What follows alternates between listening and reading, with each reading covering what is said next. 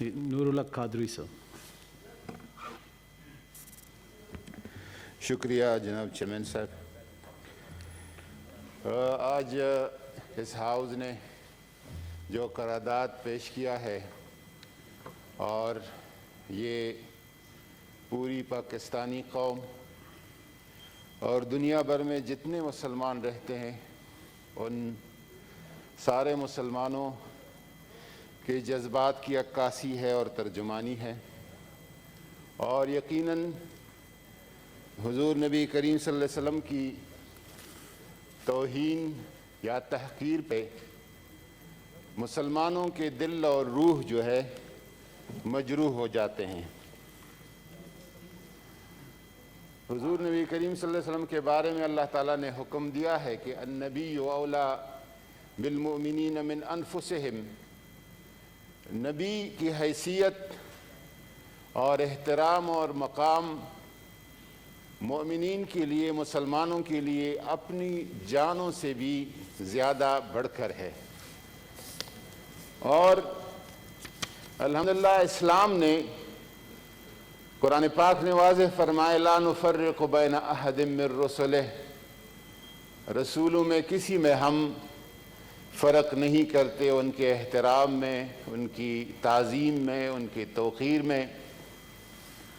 اور اس حوالے سے مسلمانوں نے عملاً بھی یہ دکھایا ہے کہ ہم دیگر مذاہب اور دیگر انبیاء کرام اور دیگر کتب سماوی جو ہے ان کے لیے کیا جذبہ رکھتے ہیں.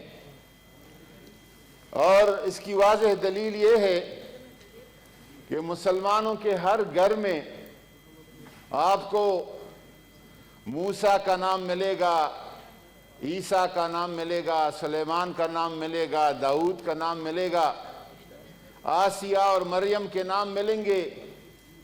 لیکن پوری کرسچینٹی میں اور یہودیت میں کوئی یہ بتا دے کہ کسی نے محمد کا یا عائشہ کا یا فاطمہ کا یا علی کا یا زینب کا نام رکھا ہو. یہ اس حوالے سے مسلمان کافی فرق دل ہے. اور جو کل پرسوں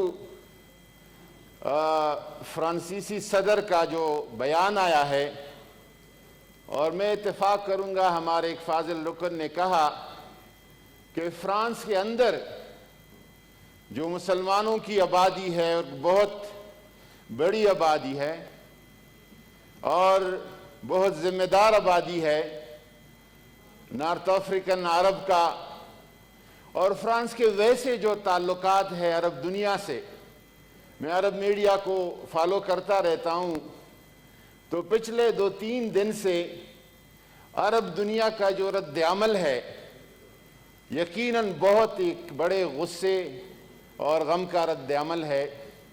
لیکن یہ بتاؤں کہ کھل کر فرانسیسی صدر کہ اگر کسی نے اس پہ جرح کی ہے اور اس پہ تنقید کی ہے، 2 لوگ ہیں عالم اسلام میں، صدر اردوغان ہے اور عمران خان ہے.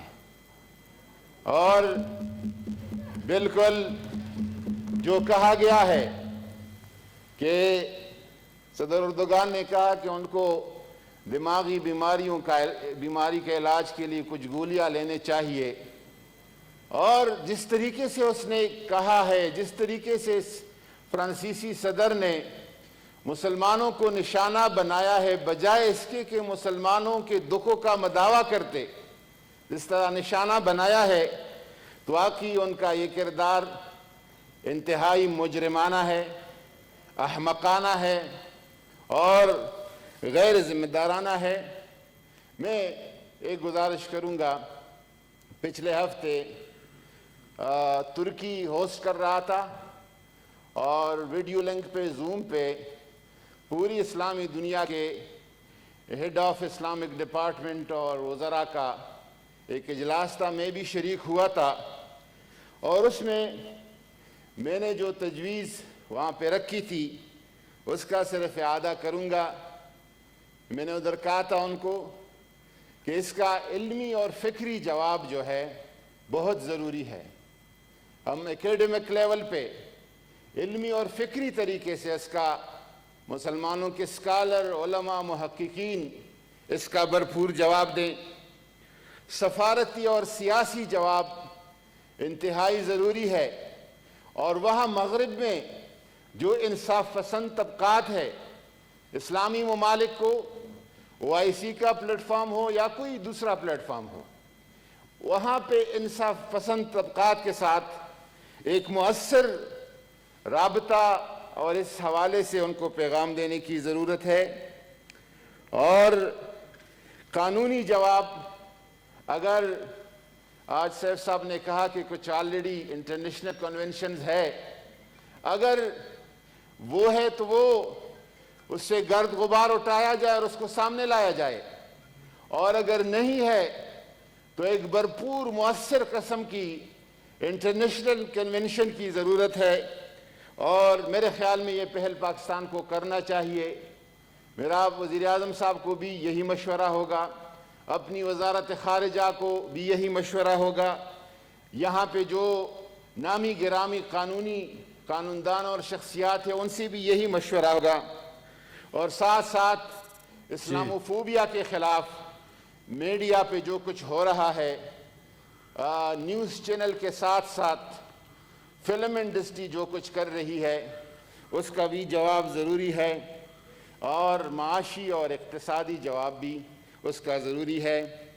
ہر ابتدا سے پہلے، ہر انتہا کے بعد ذکر نبی بلند ہے، ذکر خدا کے بعد دنیا میں احترام کے لائق ہے جتنے لوگ، میں سب کو مانتا ہوں مگر مصطفیٰ کے بعد۔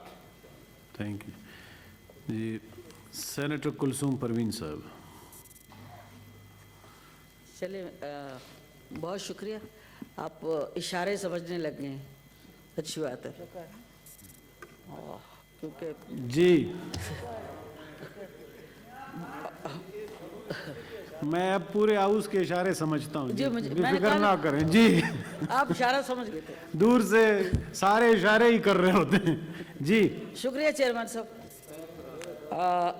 ربیع اول کا خوبصورت مہینہ ہے اور آمد رسول ہے، اور ان کی آمد سے فضا میں ایک خوشبو ویسی برسی ہوئی ہے۔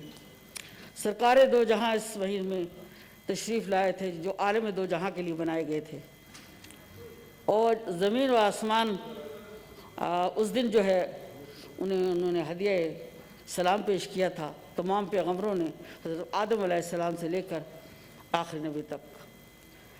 جناب، جو کچھ یہ ہوا ہے فرانس میں، میں سمجھتی ہوں